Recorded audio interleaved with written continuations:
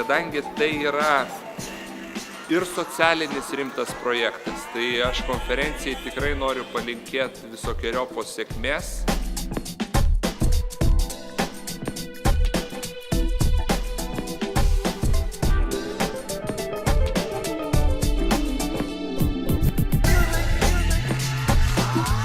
Ateini kaip laukia svečias. Ir visos konferencijos metu tavimi yra rūpinamas.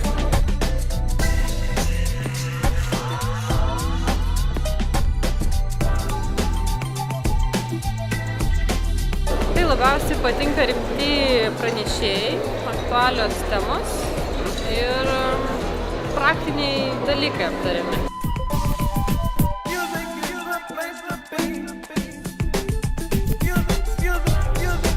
Kas yra kaltė? Pusė dienos atėjo, darbo netėjo. Kaltė ar nekaltė? Galima atleisti darbo ar ne?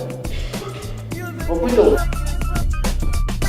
Svarbu atsižvelgti kiekvieno lūkestį. Tai man yra iššūkis ir aš visą laiką galvoju, kaip padaryti pranešimą tokį, kad jisai, kažką tai užkabintų kiekviename tame dalyvyje, ne, kad jis kažką rastų savo naudingą.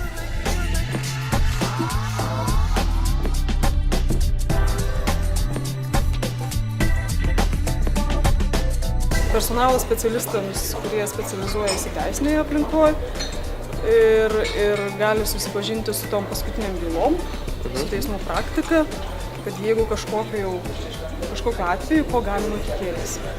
Ir ko geriau nedaryti, be abejo.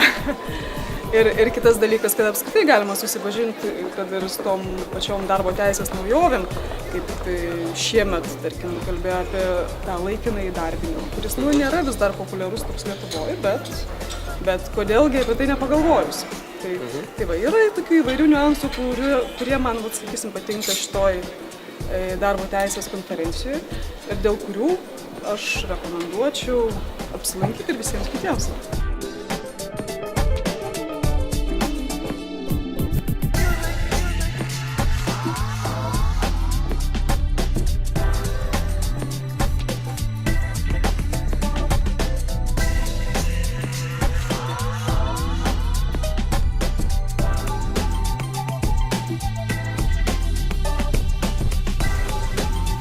Tokia įvairiapusė konferencija, jinai leidžia dalyviams ne tik išgirsti, kas pasikeitė, ne tik sužinoti, kas labai svarbu, bet galbūt kartais ir pasisemti tų vadinamų tarpdisciplininių žinių, kaip būtų geriau priimti organizacinius sprendimus, vadybinius sprendimus, ir aišku teisingai pasirinkti, tarkim, tam tikras teisinės strategijas.